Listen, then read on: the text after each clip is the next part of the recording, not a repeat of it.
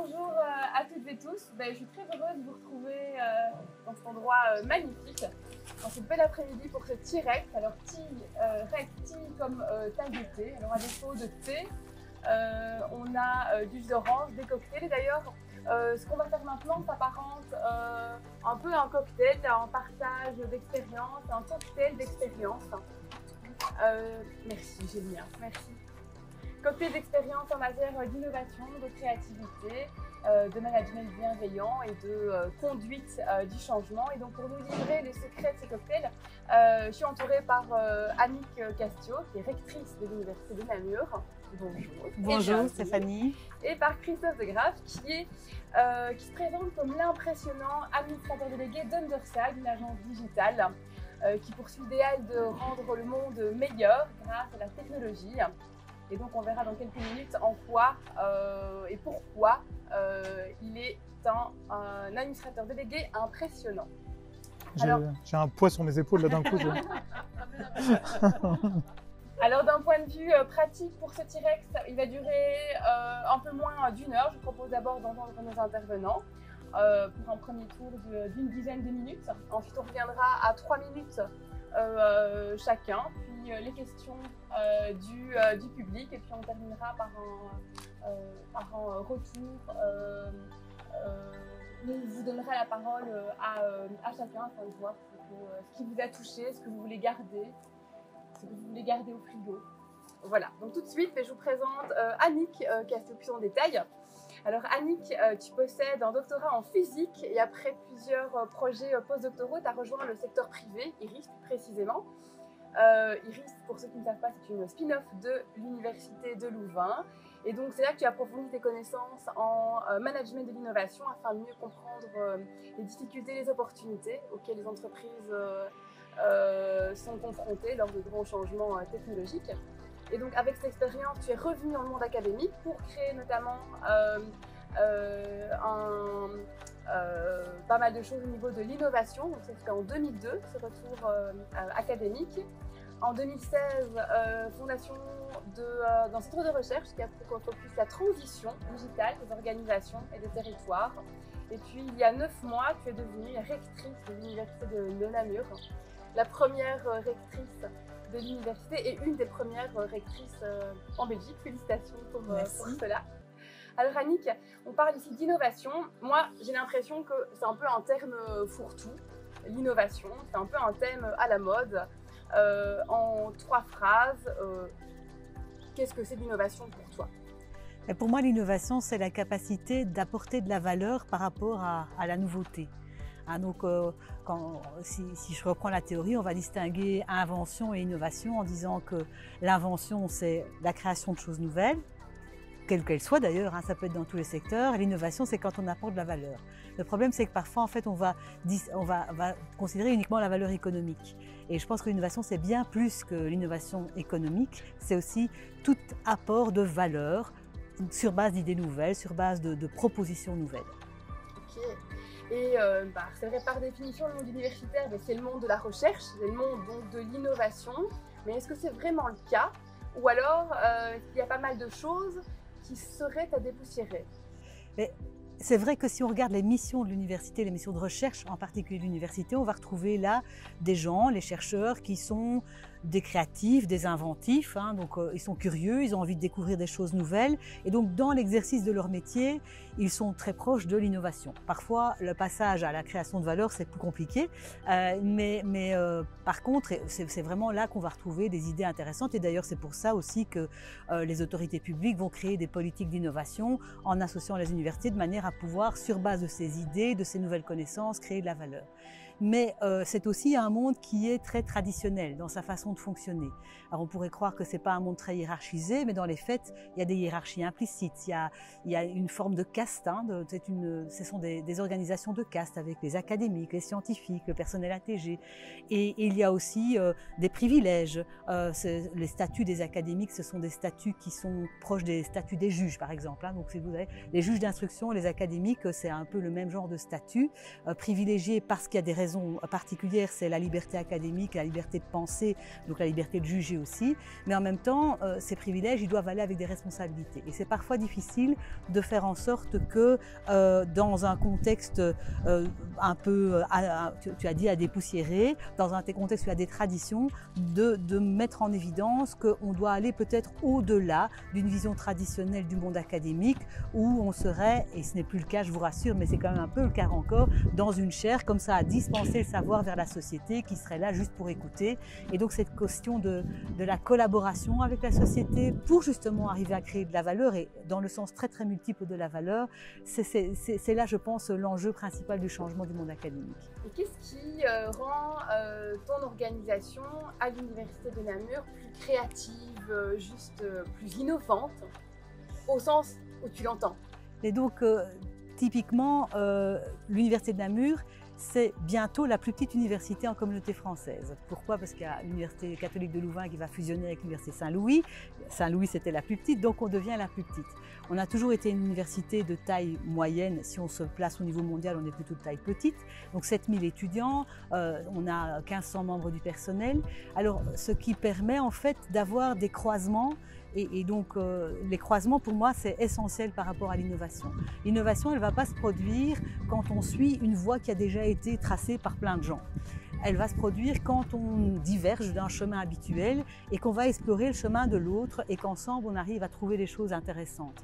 Et à l'Université de Namur, un des éléments qu'on a vraiment, une chance qu'on a, c'est qu'on est ensemble, en centre-ville, pas très nombreux, pas très loin les uns des autres, et que donc on arrive à se croiser pour aller créer à l'interface de l'informatique et du droit, des sciences de la vie et de la physique, des choses que peut-être d'autres n'auraient pas explorées parce qu'ils sont peut-être un peu plus dans ces sentiers battus. Mais bon, que ce soit clair, je ne suis pas en train de dire que les autres organisations ne sont pas innovantes, sinon je vais me faire taper sur les doigts. Mais c'est vrai que cette facilité qu'on a de pouvoir interagir entre nous dans des domaines interdisciplinaires, mais aussi d'être en relation directe avec, par exemple, la ville, une université dans la ville. On travaille beaucoup avec les entreprises du Namurois, avec les autorités publiques dans le TRAC, par exemple, mais c'est un facteur, je pense, d'impact par rapport à notre capacité d'innovation. Et tu parlais des collaborations avec la ville de Namur et les entreprises namuroises, mais est-ce que tu as d'autres exemples concrètement, vraiment, comment ça se passe, comment réagissent aussi toutes les personnes qui travaillent au sein de l'université, parce que c'est du changement. Oui. Et comment ça se passe? Comment ils acceptent ce coup de pied dans la fourmilière que tu... Déjà, je ne mets pas un coup de pied dans la fourmilière parce que sinon ça ne marcherait pas.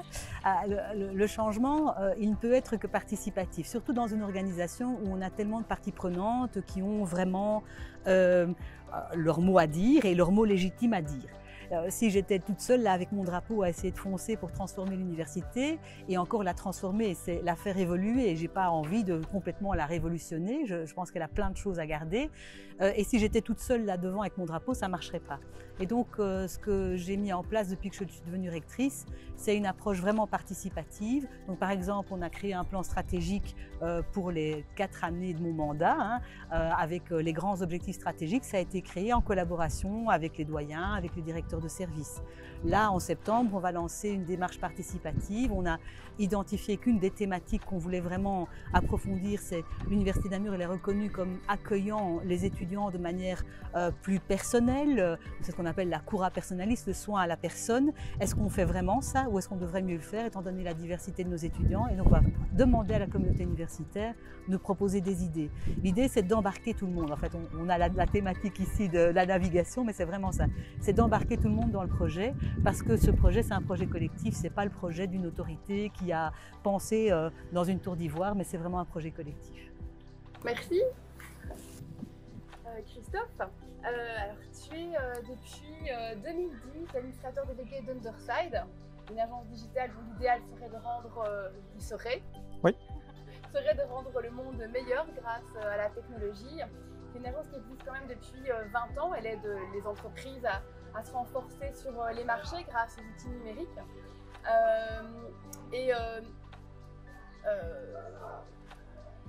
Tu dis qu'au sein de votre agence, vous accompagnez grâce à des idées qui sont innovantes Alors pareil, même question, pour moi ça reste un terme un peu fourre-tout, c'est un peu à la mode de dire qu'on est innovant. Du coup pour toi, qu'est-ce que c'est L'innovation, je vais faire assez classique, c'est la création de nouvelles idées, quoi.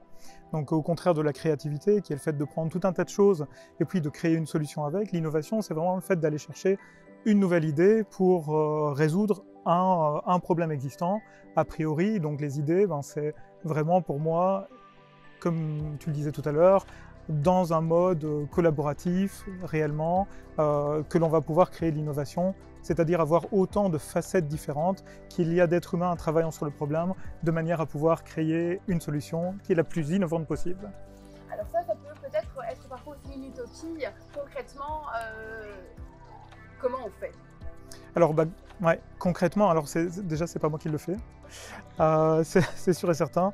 C'est nos clients, c'est nos personnes à l'intérieur de l'entreprise. Je te disais, il n'y a pas tellement longtemps que j'étais sans doute, j'espère en tout cas, être le premier fan de ce que font nos gens. Et chez Underside, et réellement, c'est eux qui créent l'innovation, tu vois.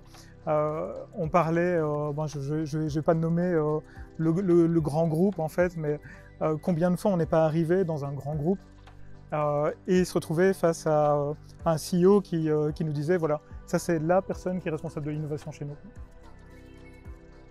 Voilà, tout à l'heure en fait je disais que j'avais de la pression sur les épaules en fait de la manière dont tu m'avais présenté, mais là du coup c'est vraiment très difficile aussi de pouvoir se dire que toute l'innovation d'une entité, peu importe qu'elle soit universitaire, publique, privée, toute l'innovation ne peut pas tenir sur les épaules d'une seule personne.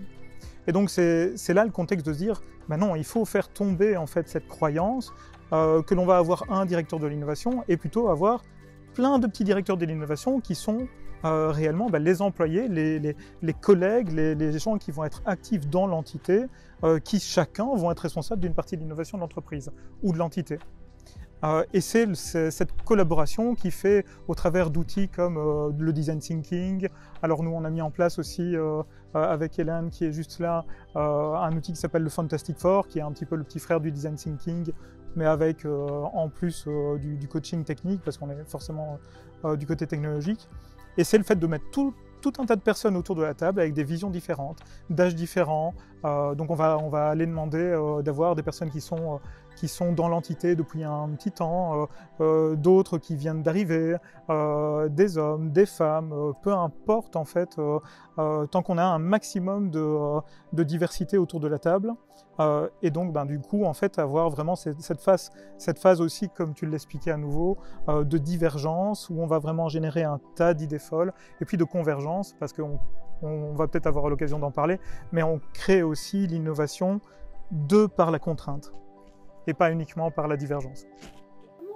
Comment tu en es arrivé là? Il y a bien sûr la théorie, mais toi finalement quel est ton cheminement, ton parcours personnel pour arriver à être autant convaincu de cette façon de manager? Alors j'ai presque honte de le dire devant la rectrice de l'université, mais je suis vraiment ce qu'on appelle un college dropout. Donc à 17 ans, donc vraiment si on prend mon cheminement à moi personnel, à 17 ans, je me suis dit c'est terminé, je dois partir de chez moi. Ma mère était au travers de la porte, j'ai quand même forcé le chemin. Et pas que mes parents n'étaient pas de bonnes personnes, mais j'avais vraiment ce besoin de liberté. Et donc j'ai été voir un juge à Mons en fait en me disant voilà, j'ai besoin d'avoir ma majorité anticipée. Et je suis sorti avec le papier, chose qui serait impossible aujourd'hui à faire. Et du coup, oui, je me suis dit, ok, maintenant tu as ton papier, du coup, qu'est-ce que tu fais? Parce qu'à un moment donné, il faut quand même se nourrir, avoir un toit, etc. etc. Et donc j'ai toujours été dans cette envie de progresser, mais dans l'auto-apprentissage. C'est vrai qu'en fait, les règles ou me dire, tu dois étudier ce cours-ci ou ce cours-là, c'est pas trop le genre de choses qui me motive. En fait, je vais vraiment, on en parlait tout à l'heure aussi, j'ai eu la chance d'être élève libre à UNAMUR, mais j'étais élève libre, j'avais sélectionné mes cours et puis j'ai eu la chance d'assister à ces cours-là. Et donc oui, plutôt dans cette auto-formation, et donc le fait de ne pas être trop pour les règles, en tout cas les règles imposées par d'autres, et le fait d'être dans l'auto-apprentissage, c'est forcément sans doute ce qui transpire positivement, je l'espère, au travers d'Underside.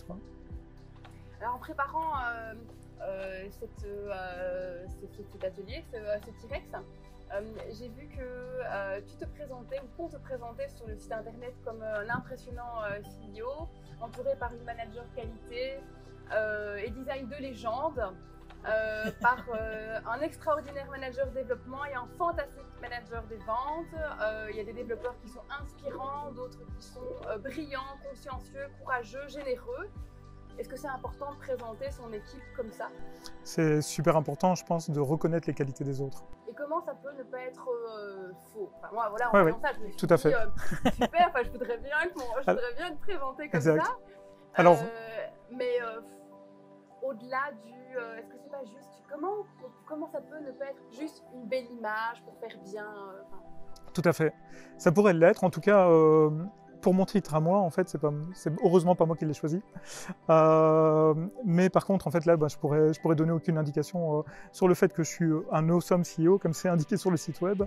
Par contre, effectivement, je pense que ce qu'on réalise quand il y a quelqu'un qui arrive, ce qu'on appelle l'onboarding chez Underside, la partie soft skills, donc il y a la partie hard skills, qui a été vraiment transmise par l'université, par l'école, par leur cheminement de vie, peu importe comment ils ont pu apprendre leurs compétences. Et puis il y a la partie soft skills qui est vraiment les valeurs intrinsèques à la personne, l'ADN, les valeurs de la personne, etc. etc.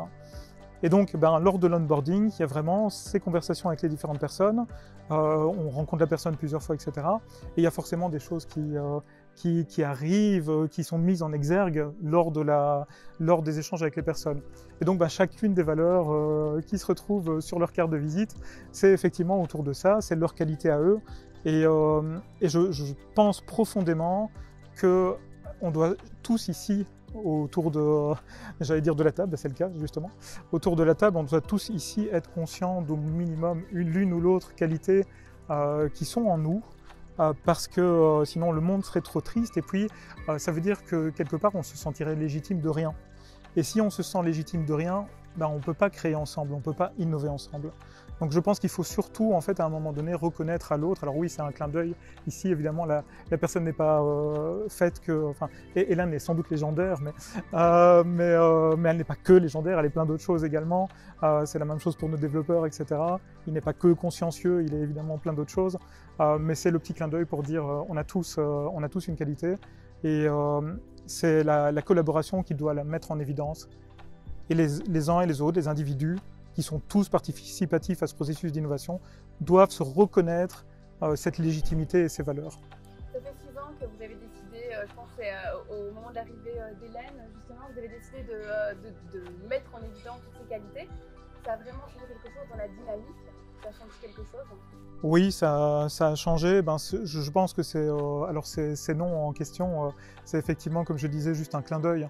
À l'intérieur de l'entreprise, il y a tout ce processus de collaboration, de prise de participation à l'entreprise, qui, on aura peut-être aussi l'occasion d'en parler un peu, mais qui pour nous sont des actifs de l'entreprise, sont réellement de la valeur ajoutée à l'entreprise.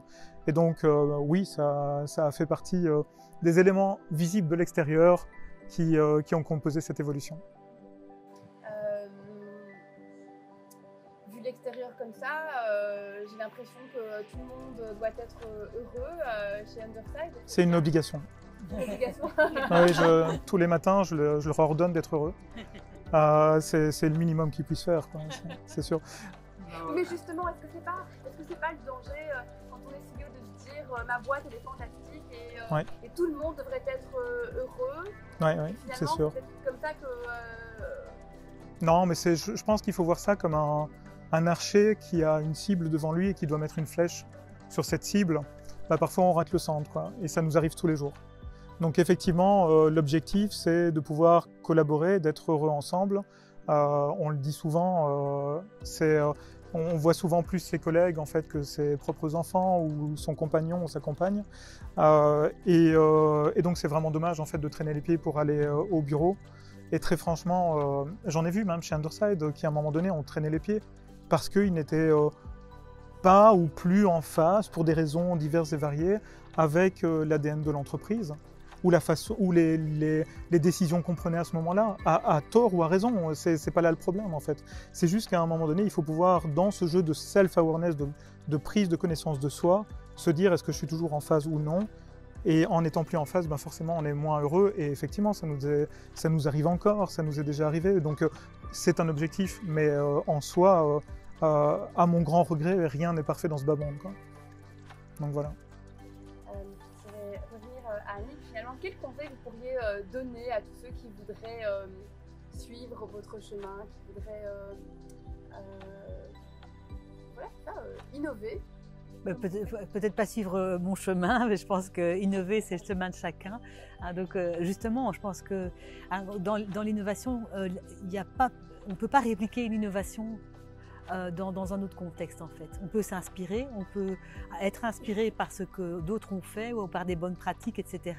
Mais l'innovation, elle va justement être très contextuelle et se produire de manière complètement différente dans un contexte différent.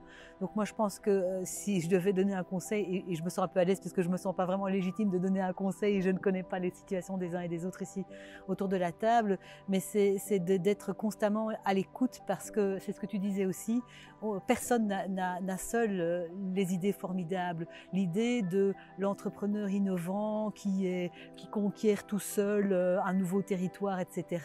C'est une idée qui est mythique. C'est des mythes en fait. Les gens qui réussissent sont toujours entourés, ils ont toujours été inspirés par d'autres, ils ont toujours été bien entourés et c'est dans le collectif qu'on arrive à créer des choses intéressantes et je crois profondément à ça et c'est ce que j'essaye aussi au niveau de l'université d'insuffler comme culture, c'est de dire j'ai pas du tout la prétention de mener l'université dans un développement toute seule, je pense que c'est ensemble qu'on va y arriver et qu'on a toutes les forces collectivement pour pouvoir y arriver. Et là-dessus, je pense que vous êtes vraiment tous les deux d'accord, on en avait déjà discuté. Je te posais la même question, si tu as un conseil finalement à donner et tu me disais ne suivez pas mon chemin. Non, c'est ça, c'est marrant parce qu'on n'avait pas échangé, on ne s'est pas concerté, donc c'est exactement le même fil rouge de pensée que ce que tu viens d'avoir, donc je ne vais pas te copier. Mais par contre, moi je pense que si on pense à une société qui s'appelle Apple, vous vous souvenez en fait qu'il y avait un monsieur à la base de Apple qui s'appelait Steve Jobs, qui aujourd'hui n'est plus là, et il y a un autre monsieur qui a pris sa place qui s'appelle Tim Cook. Et au moment de la passation de pouvoir, quand Steve Jobs était encore vivant, il a dit à Tim Cook, surtout le jour où tu dois faire face à une problématique et où tu dois prendre une décision, surtout ne te demande jamais ce qu'aurait fait Steve Jobs. Et je pense que c'est exactement ça en fait. C'est que le jour où Hélène sera CEO d'Underside, parce que moi je ne serai plus le meilleur CEO possible pour Underside, elle fera ce qu'elle doit faire en fait. Elle fera d'après son ADN, d'après son expérience, son parcours de vie et d'après le contexte qui est changeant aussi en fait. Et donc surtout ne pas suivre l'exemple de quelqu'un. Je pense que oui, on peut suivre l'exemple de quelqu'un qui prône l'ouverture d'esprit, le respect d'autrui, le phénomène d'empathie, etc., dont vous parliez tout à l'heure. Mais là, c'est les grands principes évidemment. Mais pour le reste, l'histoire de chacun reste à chacun. Quels seraient vos prochains défis à tous les deux? De mon côté, comme on en parlait tout à l'heure, et puis je t'en touchais un mot il y a quelques jours aussi, on est vraiment sur un modèle qu'on veut être le plus participatif possible. Donc l'une des manières de rendre une société la plus participative possible, c'est d'ouvrir le capital social. Ce qu'on a fait auprès des managers, c'était un essai, et puis maintenant on désire le faire cette année-ci, on désire continuer à l'ouvrir au reste des employés et des experts de l'entreprise. L'objectif de ça, c'est de rendre chacune des personnes quelque part propriétaires d'une partie du travail, de l'accomplissement qu'ils sont en train de créer, de faire. Et ça, c'est vraiment important d'aller pour moi jusqu'au bout de cette idée, jusqu'au bout du modèle. Aussi une autre chose auquel je pense à l'heure actuelle, c'est que par exemple dans nos équipes, on a une équipe en fait, qui est une équipe peu importe en fait, mais qui est une équipe d'administrateurs système, donc qui s'occupe des réseaux des entreprises. Et cette équipe est plus petite que les autres équipes pour le moment. Et on a décidé en fait de s'essayer sur de l'autogestion au niveau de l'équipe. Donc ça aussi, quelque part, ça peut être un signe d'innovation. C'est quelque chose au travers d'un design thinking qu'on a décidé. Et aujourd'hui, chacune de ces personnes a repris des rôles du manager qu'ils auraient dû avoir. Et ils sont en autogestion, ça fait un trimestre. Ils sont en train de dépasser ce qu'on appelle les KPI, donc tous les référentiels qu'on avait fixés, les objectifs qu'on avait fixés en termes d'humains, en termes de finances, en termes de ressources, peu importe lesquels. Ils sont en train de dépasser tout ça. Et ça, c'est vraiment... je suis fan vraiment de ce qu'ils font, encore une fois, et je suis vraiment très fier d'eux, en fait. Donc, si on pouvait continuer dans ce développement-là, parce que beaucoup de personnes, je pense, confondent cette notion de hiérarchie avec le manager derrière ce qu'on appelle d'ailleurs des N-1, en fait. C'est hyper caricatural, c'est horrible. On est d'accord, c'est horrible, quoi. C'est horrible. Donc tu es le N-1 de...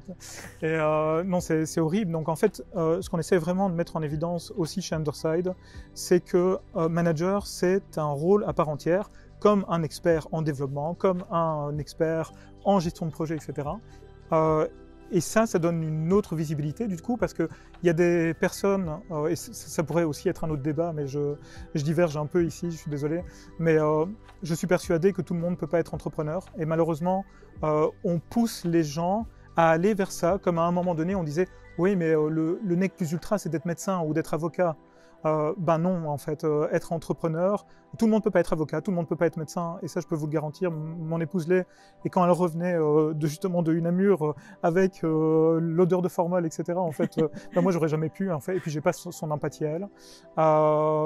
Donc tout le monde ne peut pas être médecin, tout le monde ne peut pas être avocat, tout le monde ne peut pas être entrepreneur, et le problème en fait c'est que d'essayer de faire croire à tout le monde que le modèle entrepreneuriat est fait pour chacun, c'est rendre des gens malheureux potentiellement. Parce qu'il y a cette notion de prise de risque, en fait, et tout le monde ne peut pas vivre avec.